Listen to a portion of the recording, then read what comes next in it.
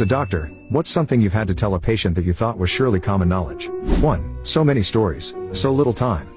I told a very sweet young girl from, I think it was India, who had been married by proxy, never having met her husband, that the reason she was not yet pregnant was that you had to be in the same place and have intercourse with him to get pregnant. She thought being married was enough. I told a very nice young couple that they would have to stop using condoms if they wanted to get pregnant. They thought condoms were to make things less messy. I told more than one person that completing a 30-day prescription of blood pressure, cholesterol, or diabetes medication did not, in fact, cure those diseases. They were confused as to why they had refills. I told a man, who came to see me for ringing in his ears when he punched the side of his own head, to stop punching his head and the problem would be solved. He thought I was a genius. Of course, I educated these people gently. I never made anyone feel small. I smile, when I think of them, with great affection and respect. Isn't it amazing how different we all are? 2. A young married couple had been wanting to start a family for 5 or 6 years. Their GP sent them to a fertility clinic. The man had a healthy sperm count but the wife had an intact hymen. The doctor sent me a referral. This couple comes from strict and conservative religious families. As you are a trained sex therapist,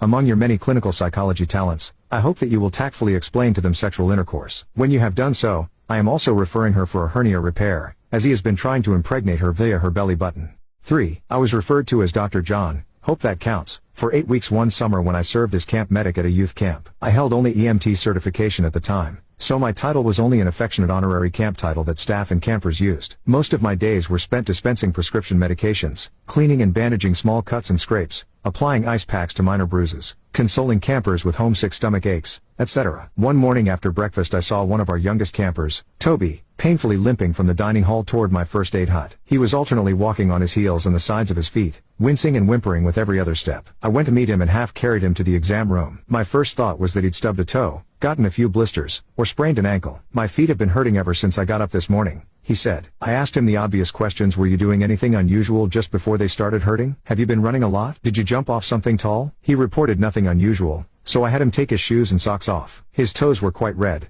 but other than that his feet looked fine. Wow, they feel better already, he said. I had him walk around the exam room a few times and could see nothing wrong. Some kids just need a little extra attention from time to time, so I let him walk around for a while. After a few minutes I asked him if he was good to go, ready to join the other campers for morning activities. He said he was. He slipped back into his shoes, took a few steps, and said, "Ow, they hurt again." I asked him to take his shoes back off and look them over. Well-used sneakers, lacing correct, nothing amiss by appearances. I reached inside to feel the insoles.